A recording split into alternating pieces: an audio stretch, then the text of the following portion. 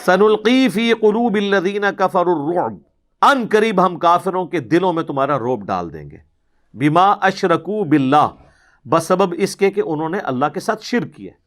مشرک جو ہے نا وہ مسلم سے دب جائے گا۔ صحیح بخاری اور مسلم میں حدیث ہے کہ مجھے اللہ نے 5 ایسی خصوصیات دی ہیں جو مجھ سے پہلے کسی پیغمبر کو نہیں دی۔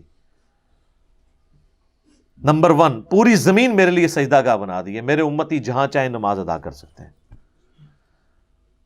دوسرا، مال غنیمت میرے لیے حلال کر دیا ہے، جنگ میں کافروں کا چھوڑا ہوا سامان حلال ہو گیا ہے۔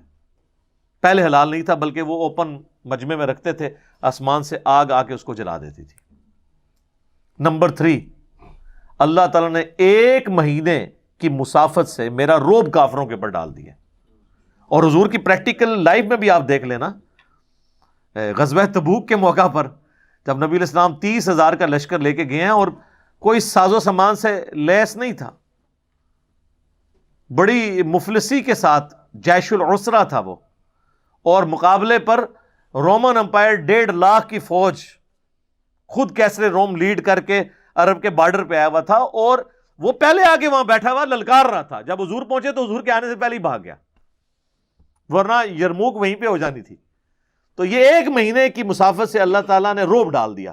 پھر نبی علیہ السلام 40 دن تک رومن امپائر کے بارڈر پہ رہے، اور وہاں کے جتنے قبائل تھے ان کے ساتھ معاہدے کیے ریٹن میں کہ یا تو تم ہمارا ساتھ دو گے یا نیوٹرل رہو گے، رومن امپائر کا اب ساتھ نہیں دینا۔ ظاہر ہے وہ تو ویسے ہی اب ڈر گئے نا کہ بھئی جس کے دبدبے سے وہ کیسر روم بھاگ گیا ہے تو یہ تو زیادہ پاورفل لوگ ہیں۔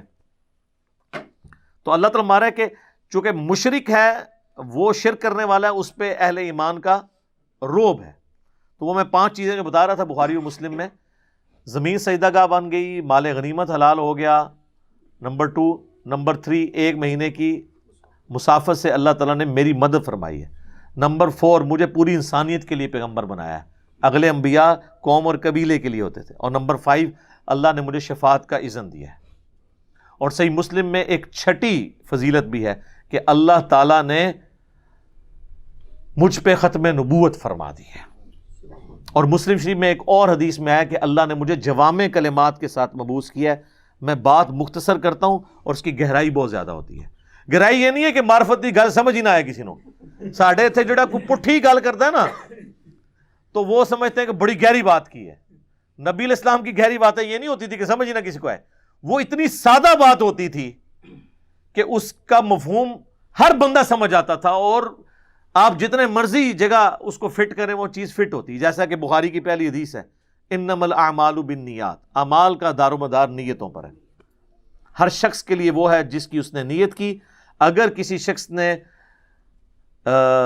کسی عورت سے نکاح کے لیے ہجرت کی تو اس کی ہجرت اس کے لیے لکھی جائے گی، اور جس نے اللہ اور اس کے رسول کے لیے ہجرت کی تو اس کی ہجرت ان کے لیے لکھی جائے گی۔ اب یہ کہنے کو تو ایک چھوٹی سی حدیث ہے، انما الاعمال بالنیات، لیکن سر پوری زندگی کو کور کرتی ہے یہ۔ تو یہ جوامع کلمات ہے، اعمال کا دار و مدار نیتوں پر ہے، ٹھیک ہے۔ تو یہاں پہ جو الٹی سیدھی باتیں اور مشکل سے اردو کے الفاظ، اور کئی تو ایسے بھی ہوتے ہیں کہ وہ یعنی بولنے والے کو بھی نہیں اس کا مطلب پتا ہوتا، اگر پوچھ رہے ہیں کہ آپ نے کیا بولا ہے تو اس کو بھی نہیں پتا ہوتا، وہ اسی طریقے سے کوٹ کرتے جا رہے ہوتے ہیں۔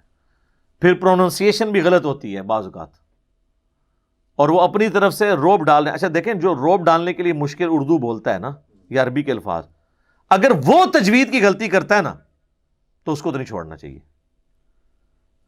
کہ بھئی تو نے اگر روب ہی ڈالنا تھا تو کوئی بات سیکھ تو لیتا کہ یہ لفظ صحیح طریقے سے ادا کیسے کیا جاتا ہے۔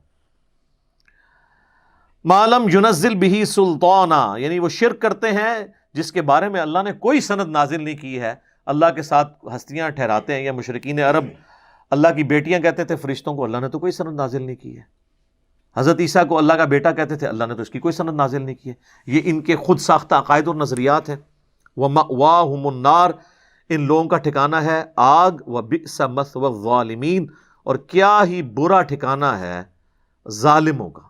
اچھا یہ ظالم کوئی اللہ پہ ظلم نہیں کر رہے، اپنے اوپر ظلم کر رہے ہیں۔ اللہ پہ تو ظلم کوئی نہیں کر سکتا، یعنی اپنی جان پر ظلم کر رہے ہیں، اپنے ساتھ زیادتی کر رہے ہیں۔